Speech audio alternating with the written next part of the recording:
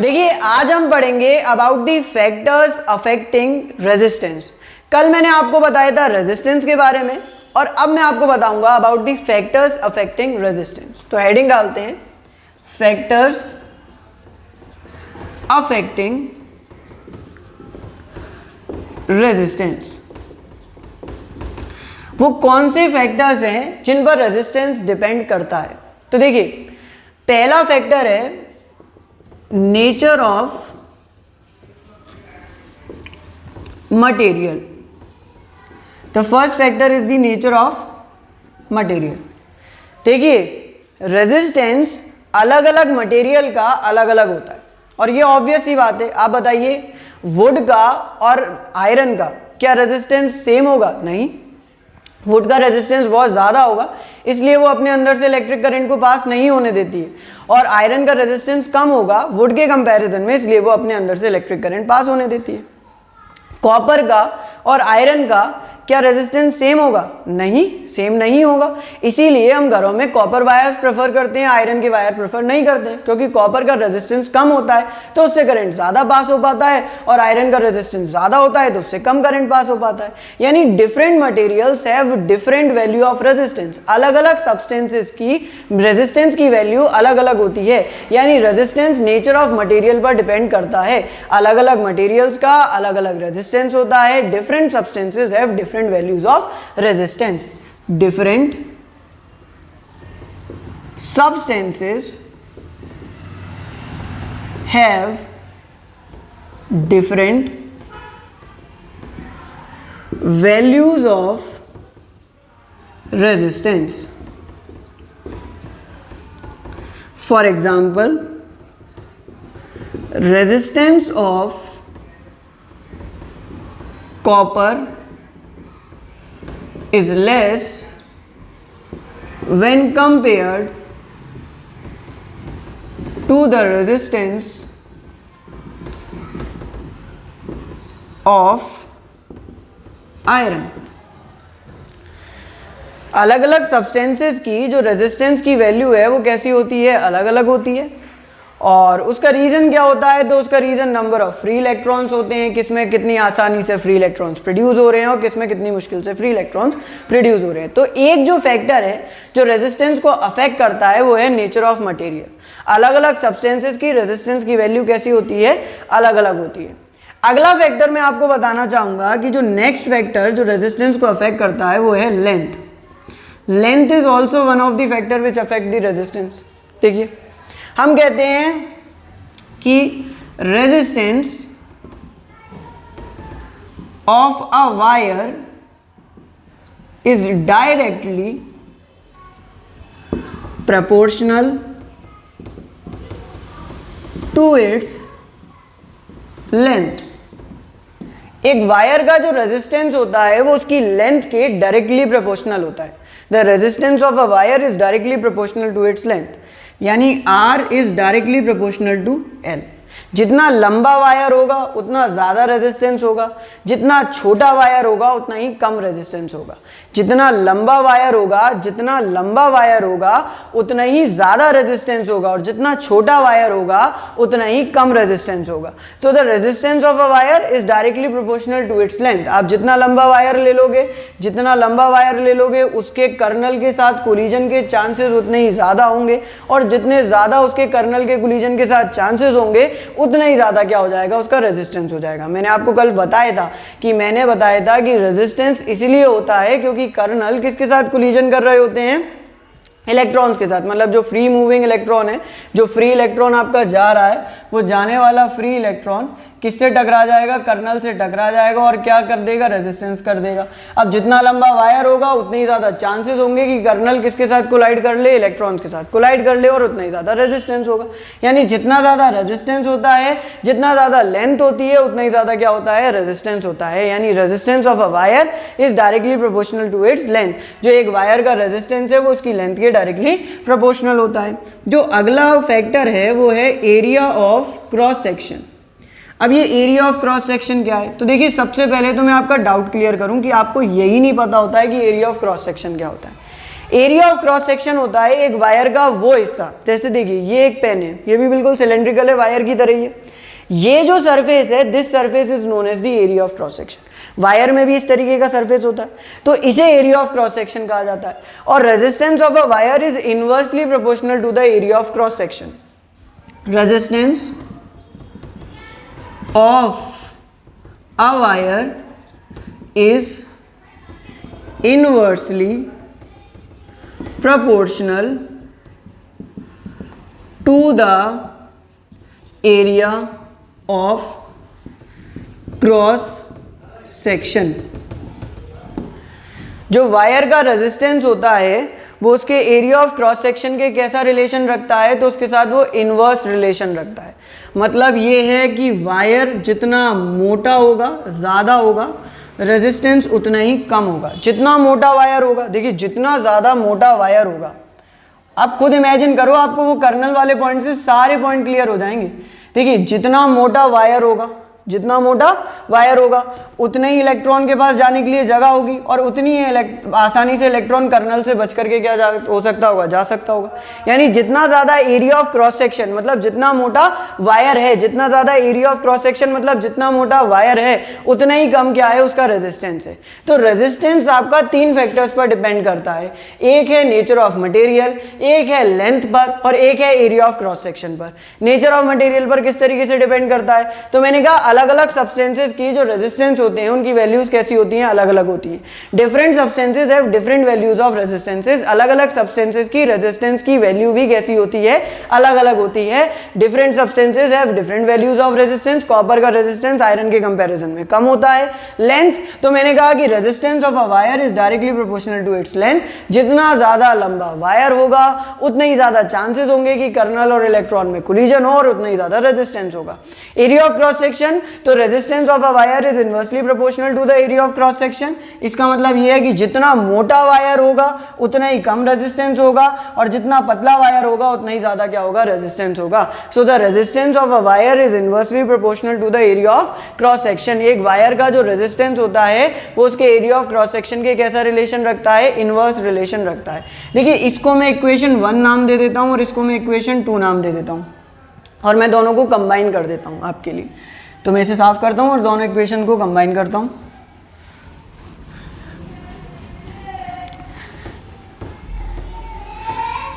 सो मैंने लिखा combining equation 1 and 2। Equation 1 और 2 को मैं कंबाइन कर रहा हूं। तो मैंने कहा equation 1 was R is directly proportional to L, equation 2 was R is inversely proportional to A। Combine कर दूं तो R is proportional, directly proportional to L upon A। Proportionality का साइन जब भी हटाते हैं तो एक कांस्टेंट आता है। यहाँ जो कांस्टेंट आता है वो कहलाता है rho. It is represented by rho, RHO। इसे आप क्या पढ़ते हैं, रो। बनाना बहुत सिंपल है, ये ले जाके ऐसे थोड़ा सा टेढ़ा सा P बना दीजिए, ये ले जाके इस तरीके से, तो दिस इज रो। ये मैंने रो बना दिया, ये मैंने रो बना दिया, ठीक है। अब ये रो एक कांस्टेंट है, और ये कांस्टेंट का नाम क्या है यहाँ पर, तो this constant is known as resistivity. इस कांस्टेंट को आप क्या कहते हैं, रेजिस्टिविटी। क्या ये यूनिवर्सल कांस्टेंट है, नहीं, ये भी कोई यूनिवर्सल कांस्टेंट नहीं है। जिस तरीके से रेजिस्टेंस एक यूनिवर्सल कांस्टेंट नहीं था, similarly rho is also not any universal constant. ये भी कोई यूनिवर्सल कांस्टेंट नहीं है। इसको मैं अभी डिफाइन करूंगा, बट मैंने आपको बताया कि ये आया कैसे। तो मैंने कहा कि R is directly proportional to L, R is inversely proportional to A। तो मैंने कंबाइन कर दिया, तो R is equals to rho L, R is equals to L upon R is directly proportional to L upon A। और proportionality का sign हटाया तो एक कांस्टेंट आया जिसका नाम क्या है, रेजिस्टिविटी है। क्वेश्चन पेपर में ये आता है कि डिफाइन रेजिस्टिविटी। जरा रेजिस्टिविटी को डिफाइन करके दिखाओ, डिफाइन रेजिस्टिविटी। तो देखिए फॉर्मूला क्या है रेजिस्टिविटी का, तो R is equals to rho L upon A। अब देखना, अगर लेंथ कितनी हो जाए वायर की, 1 मीटर, और अगर एरिया कितना हो जाए वायर का, 1 मीटर स्क्वायर, ये भी 1, ये भी 1, तो रो किसके बराबर हो जाएगा, R के बराबर नहीं हो जाएगा।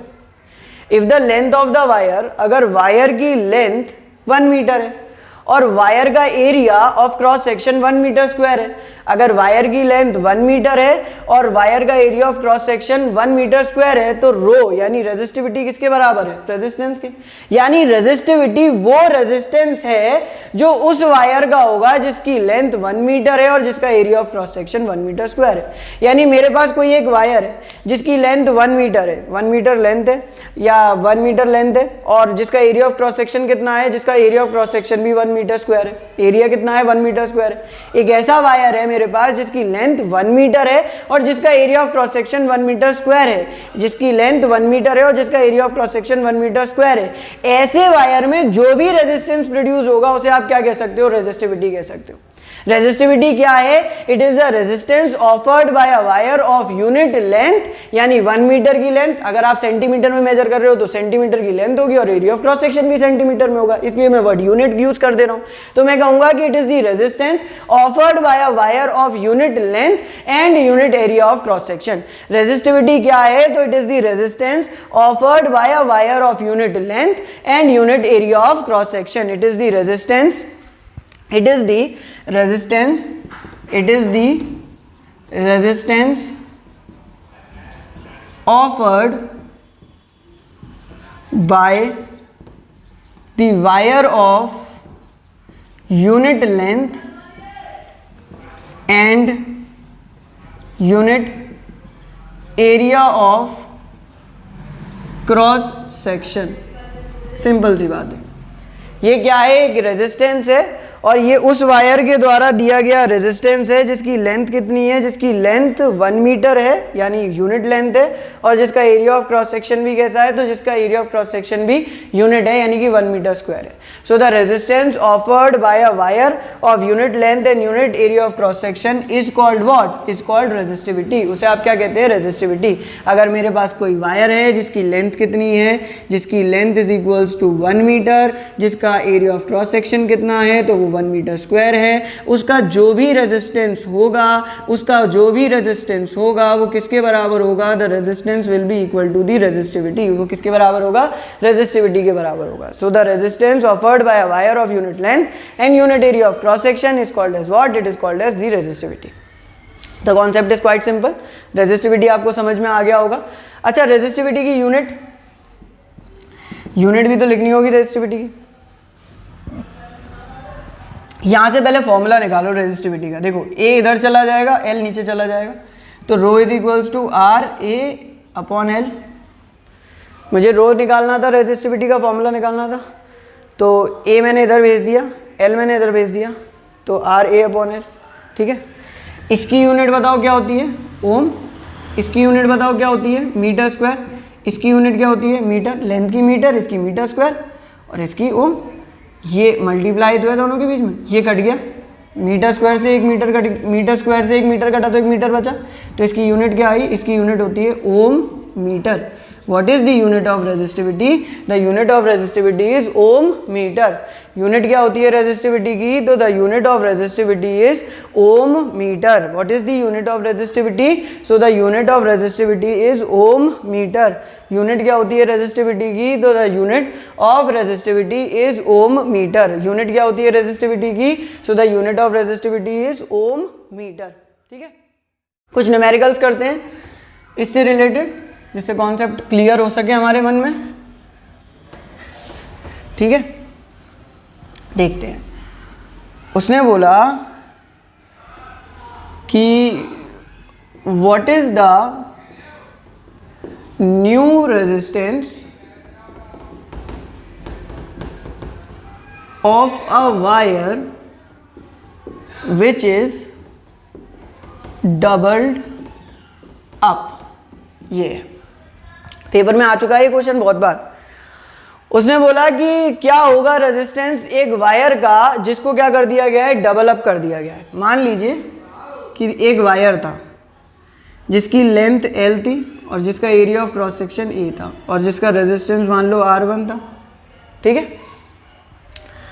अब हमने क्या करा कि हमने इस वायर को फोल्ड करके डबल कर दिया, मतलब ये और ये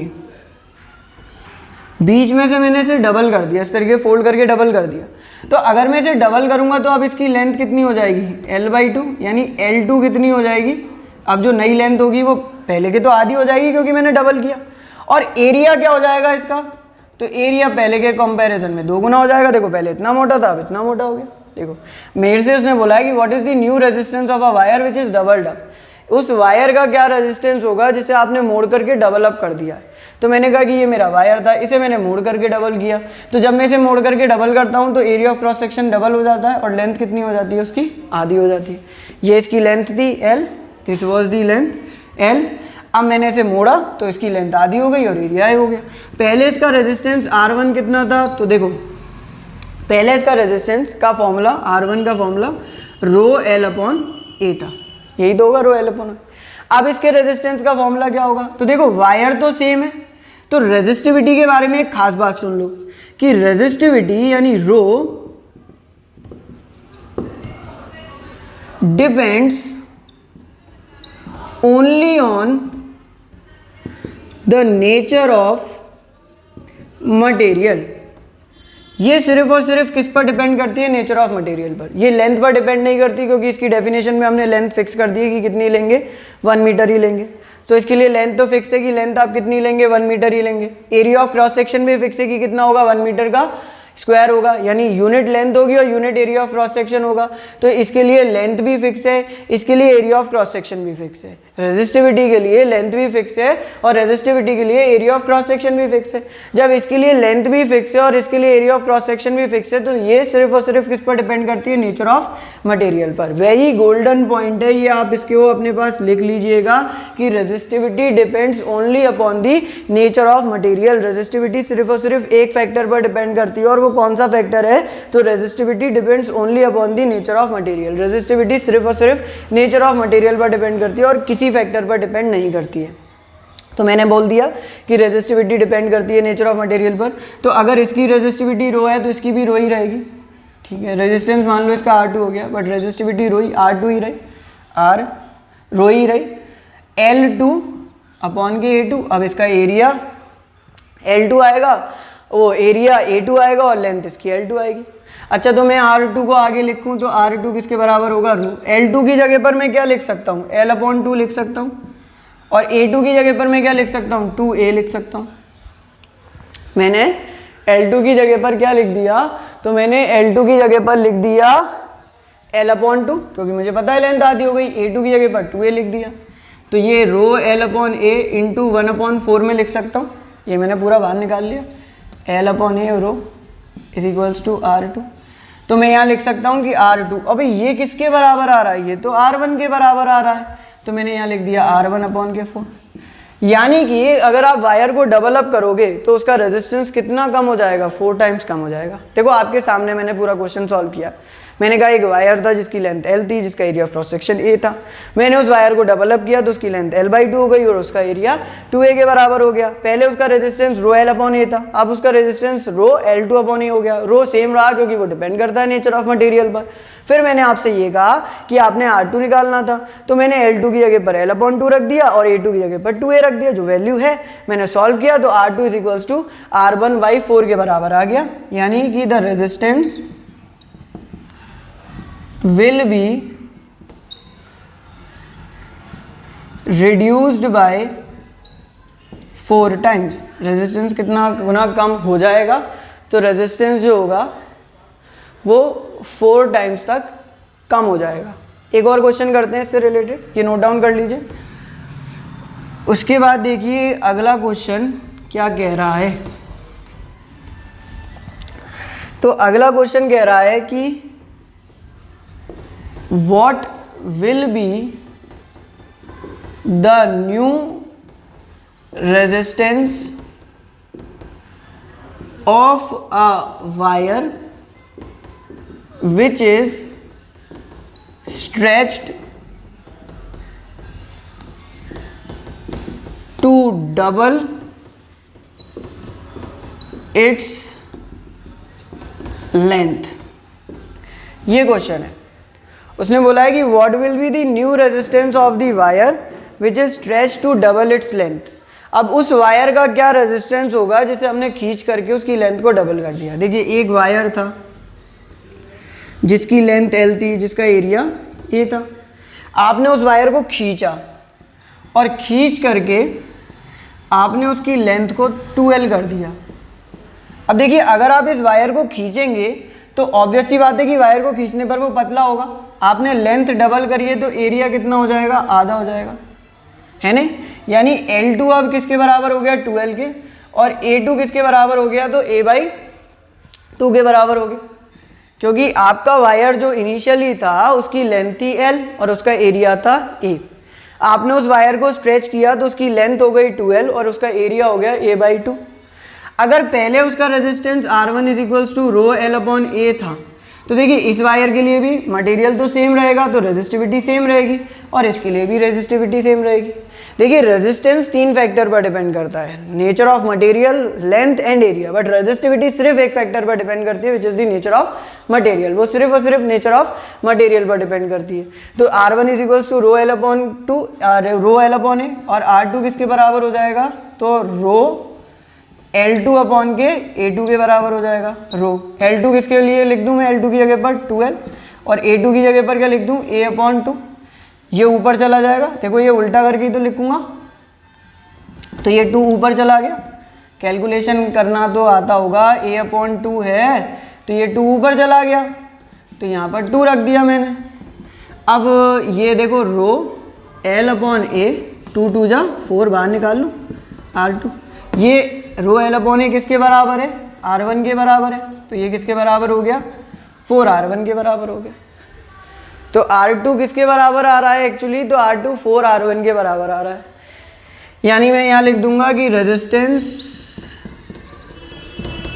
विल बिकम 4 टाइम्स